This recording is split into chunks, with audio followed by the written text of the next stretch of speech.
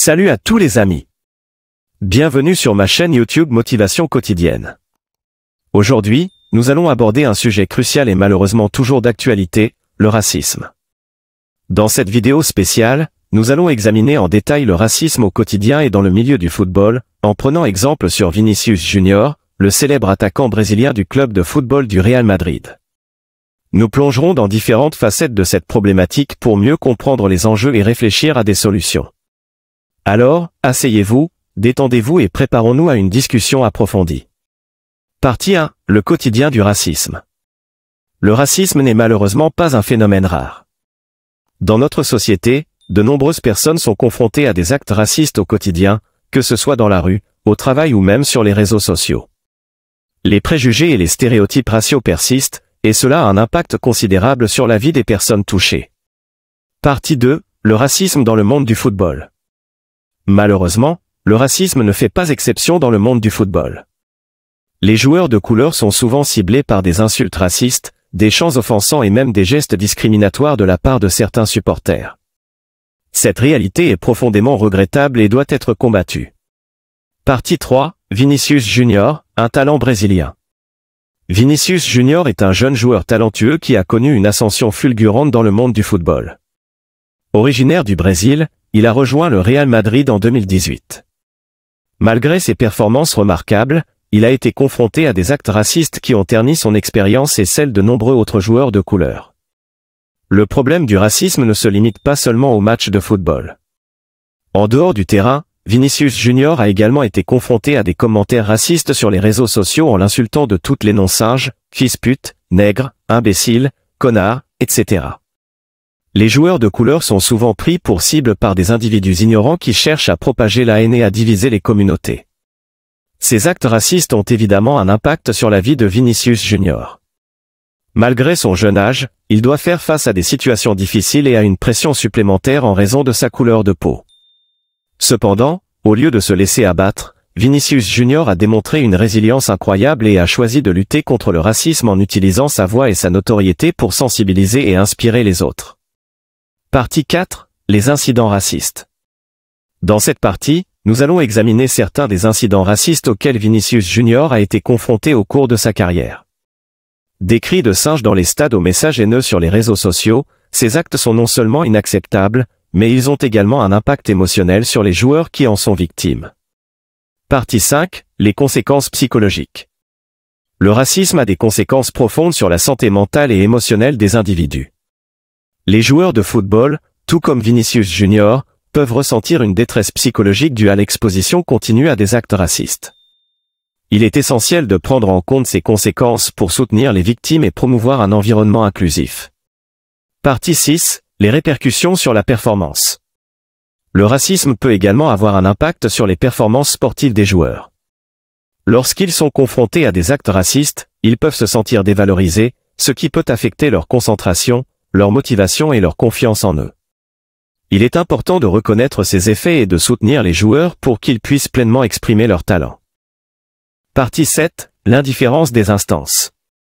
Malheureusement, les instances du football n'ont pas toujours réagi de manière adéquate face au racisme. Dans cette partie, nous aborderons les lacunes et les critiques à l'encontre des mesures prises pour lutter contre ce fléau. Il est essentiel de demander des actions concrètes pour combattre le racisme dans le sport. Partie 8. Les initiatives de lutte contre le racisme. Heureusement, il existe des initiatives et des organisations qui luttent contre le racisme dans le football. Des campagnes de sensibilisation, des programmes éducatifs et des mesures disciplinaires plus strictes sont mises en place pour combattre ce fléau. Nous devons tous nous engager à soutenir ces initiatives et à promouvoir une culture du respect. Partie 9. Les rôles des joueurs et des supporters. Les joueurs et les supporters ont un rôle crucial à jouer dans la lutte contre le racisme. Les joueurs peuvent utiliser leur plateforme pour sensibiliser, exprimer leur solidarité envers les victimes et promouvoir l'inclusion. Les supporters peuvent également contribuer à créer un environnement respectueux en condamnant les actes racistes et en encourageant la diversité. Partie 10. Les conséquences juridiques. Dans certains pays, les actes racistes dans le sport peuvent avoir des conséquences juridiques. Les lois sont mises en place pour protéger les joueurs et pour punir ceux qui commettent des actes racistes. Dans cette partie, nous aborderons les aspects juridiques liés à la lutte contre le racisme dans le football. Partie 11, les campagnes de sensibilisation. La sensibilisation est essentielle pour combattre le racisme. Dans cette partie, nous explorerons certaines des campagnes de sensibilisation qui ont été lancées pour lutter contre le racisme dans le football. Ces initiatives visent à éduquer, à encourager le dialogue et à promouvoir le respect mutuel. Partie 12, les exemples inspirants. Malgré les défis, de nombreux joueurs ont utilisé leur voix pour lutter contre le racisme. Dans cette partie, nous mettrons en lumière certains de ces exemples inspirants, des joueurs qui se sont engagés à faire une différence, à promouvoir l'inclusion et à défendre l'égalité. Partie 13, les initiatives de changement structurel. Pour combattre le racisme de manière durable, il est nécessaire de mettre en place des changements structurels dans le monde du football. Dans cette partie, nous discuterons des mesures proposées pour éliminer le racisme et pour créer un environnement inclusif, où chaque joueur est traité équitablement, indépendamment de sa race ou de son origine. Partie 14, l'évolution des mentalités. L'évolution des mentalités est cruciale pour mettre fin au racisme. Nous examinerons comment les perceptions et les attitudes envers le racisme ont changé au fil du temps et comment nous pouvons continuer à promouvoir la tolérance, l'acceptation et le respect mutuel. Partie 15, l'importance de la diversité dans le football. La diversité est l'une des forces du football. Les joueurs de différentes origines et cultures apportent une richesse incroyable à ce sport. Il est primordial de valoriser cette diversité et de célébrer la contribution de tous les joueurs, quelle que soit leur race ou leur origine. Partie 16, les rôles des médias. Les médias jouent un rôle crucial dans la lutte contre le racisme. Dans cette partie, nous discuterons de la responsabilité des médias dans la représentation équitable des joueurs et dans la promotion d'une culture du respect. Nous aborderons également l'importance de la sensibilisation des médias à l'égard des actes racistes. Partie 17, le pouvoir des réseaux sociaux. Les réseaux sociaux peuvent être à la fois une arme à double tranchant dans la lutte contre le racisme. Dans cette partie, nous discuterons de l'impact des réseaux sociaux sur la propagation des actes racistes, mais aussi de leur potentiel pour susciter des changements positifs et pour amplifier les voix qui luttent contre le racisme. Partie 18, l'importance de l'éducation. L'éducation joue un rôle crucial dans la lutte contre le racisme.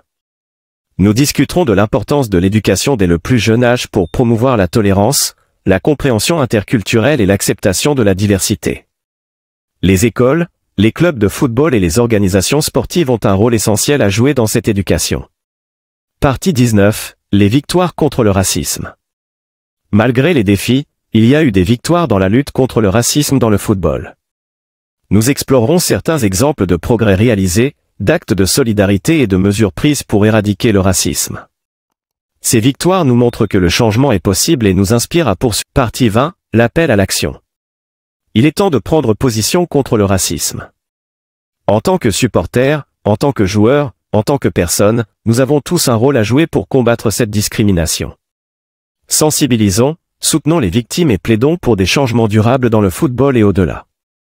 En conclusion, le racisme dans le quotidien et dans le milieu du football est une réalité qui ne peut être ignorée.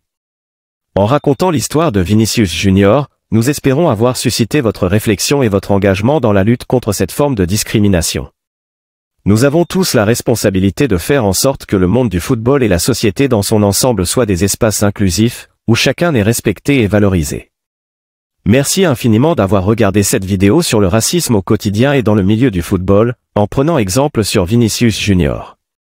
J'espère sincèrement que cette vidéo vous a été utile, qu'elle vous a encouragé à prendre position contre le racisme et à promouvoir l'inclusion. N'oubliez pas de vous abonner à ma chaîne YouTube Motivation Quotidienne pour plus de contenus inspirants et engagés.